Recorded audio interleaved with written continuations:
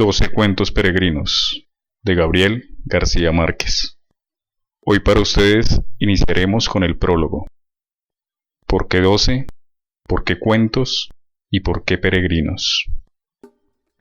Los 12 cuentos de este libro fueron escritos en el curso de los últimos 18 años. Antes de su forma actual, 5 de ellos fueron notas periodísticas y guiones de cine, y uno fue un serial de televisión. Otro lo conté hace 15 años en una entrevista grabada, y el amigo a quien se lo conté lo transcribió y lo publicó, y ahora lo he vuelto a escribir a partir de esa versión. Ha sido una rara experiencia creativa que merece ser explicada, aunque sea para que los niños que quieren ser escritores cuando sean grandes sepan desde ahora qué insaciable y abrasivo es el vicio de escribir. La primera idea se me ocurrió a principios de la década de los 70, a propósito de un sueño esclarecedor que tuve después de 5 años de vivir en Barcelona. Soñé que asistía a mi propio entierro, a pie, caminando entre un grupo de amigos vestidos de luto solemne, pero con un ánimo de fiesta. Todos parecíamos dichosos de estar juntos, y yo más que nadie, por aquella grata oportunidad que me daba la muerte para estar con mis amigos de América Latina, los más antiguos, los más queridos, los que no veía desde hacía más tiempo. Al final de la ceremonia, cuando empezaron a irse, yo intenté acompañarlos, pero uno de ellos me hizo ver con una severidad terminante que para mí se había acabado la fiesta. «Eres el único que no puede irse», me dijo. Solo entonces comprendí que morir es no estar nunca más con los amigos. No sé por qué, aquel sueño ejemplar lo interpreté como una toma de conciencia de mi identidad, y pensé que era un buen punto de partida para escribir sobre las cosas extrañas que le suceden a los latinoamericanos en Europa. Fue un hallazgo alentador, pues había terminado poco antes el Otoño del Patriarca, que fue mi trabajo más arduo y azaroso, y no encontraba por dónde seguir. Durante unos 2 años tomé notas de los temas que se me iban ocurriendo sin decidir todavía qué hacer con ellos. Como no tenía en casa una libreta de apuntes la noche en que resolví empezar, mis hijos me prestaron un cuaderno de escuela.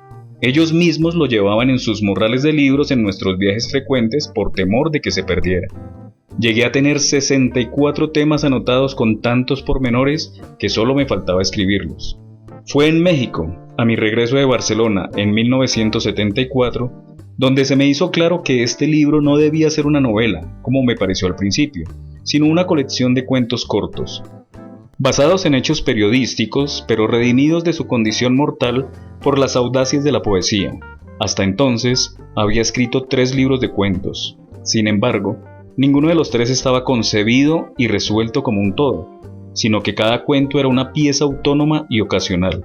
De modo que la escritura de los 64 podía ser una aventura fascinante si lograba escribirlos todos con un mismo trazo, y con una unidad interna de tono y de estilo que los hiciera inseparables en la memoria del lector. Los 2 primeros, El rastro de tu sangre en la nieve y El verano feliz de la señora Forbes, los escribí en 1976 y los publiqué enseguida en suplementos literarios de varios países. No me tomé ni un día de reposo, pero a mitad del tercer cuento, que era por cierto el de mis funerales, sentí que estaba cansándome más que si fuera una novela.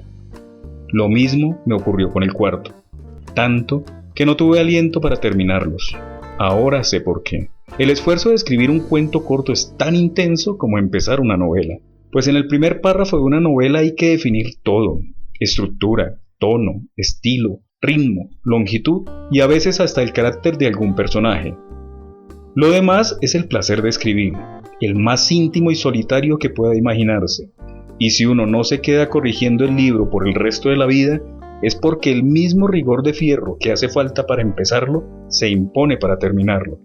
El cuento, en cambio, no tiene principio ni fin, fragua o no fragua, y si no fragua, la experiencia propia y la ajena enseñan que en la mayoría de las veces es más saludable empezarlo de nuevo por otro camino o tirarlo a la basura. Alguien que no recuerdo lo dijo bien en una frase de consolación: un buen escritor se aprecia mejor por lo que rompe que por lo que publica. Es cierto que no rompí los borradores y las notas, pero hice algo peor: los eché al olvido. Recuerdo haber tenido el cuaderno sobre mi escritorio de México. Naufragó en una borrasca de papeles hasta 1978. Un día, buscando otra cosa, caí en la cuenta de que lo había perdido de vista desde hacía tiempo. No me importó, pero cuando me convencí de que en realidad no estaba en la mesa, sufrí un ataque de pánico. No quedó en la casa un rincón sin registrar a fondo. Removimos los muebles, desmontamos la biblioteca para estar seguros de que no se había caído detrás de los libros, y sometimos al servicio y a los amigos a inquisiciones imperdonables. Ni rastro.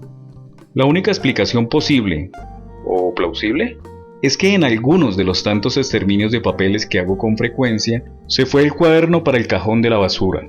Mi propia reacción me sorprendió. Los temas que había olvidado durante casi 4 años se me convirtieron en un asunto de honor.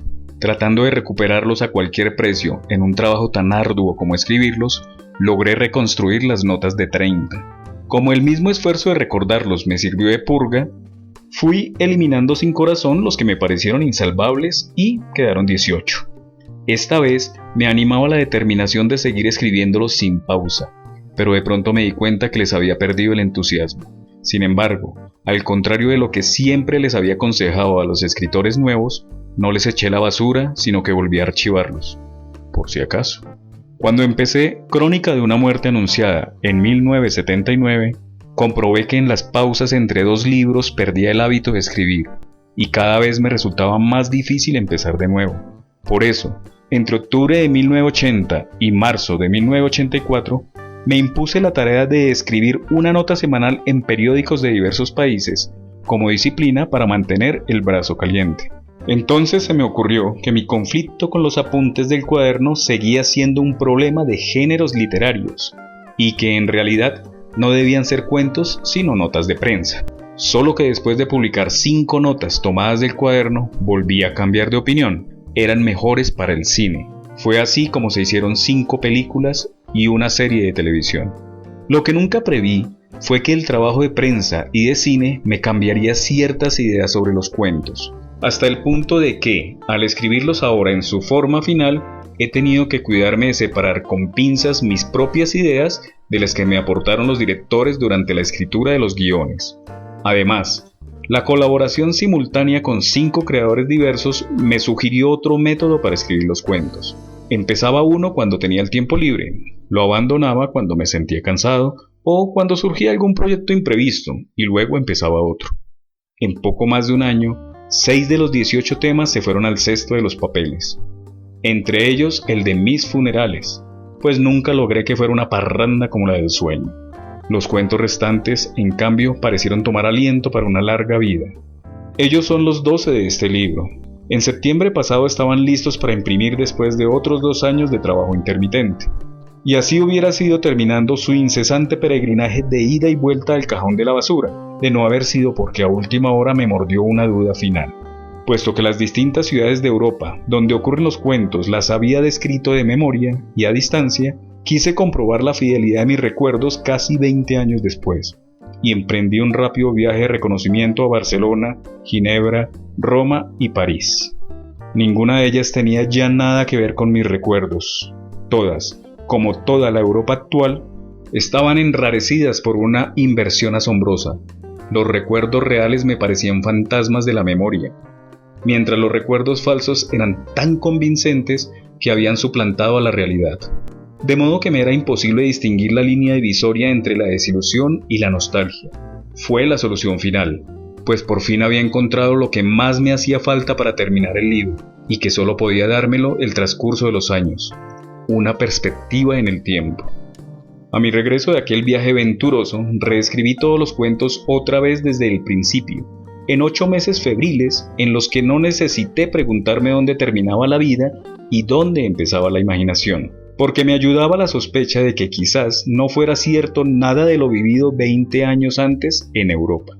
La escritura se me hizo entonces tan fluida que a ratos me sentía escribiendo por el puro placer de narrar, que es quizás el estado humano que más se parece a la levitación. Además, trabajando todos los cuentos a la vez y saltando de uno a otro con plena libertad, conseguí una visión panorámica que me salvó del cansancio de los comienzos sucesivos y me ayudó a cazar redundancias ociosas y contradicciones mortales.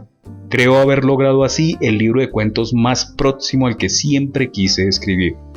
Aquí está, listo para ser llevado a la mesa después de tanto andar del timbo al tambo, peleando para sobrevivir a las perversidades de la incertidumbre. Todos los cuentos, salvo los dos primeros, fueron terminados al mismo tiempo, y cada uno lleva la fecha en que lo empecé. El orden en el que están en esta edición es el que tenían en mi cuaderno de notas. Siempre he creído que toda versión de un cuento es mejor que la anterior. ¿Cómo saber entonces cuál debe ser la última? Es un secreto del oficio que no obedece a las leyes de la inteligencia, sino a la magia de los instintos. Así como sabe la cocinera cuando está la sopa. De todos modos, por las dudas, no volveré a leerlos, como nunca he vuelto a leer ninguno de mis libros por temor de arrepentirme.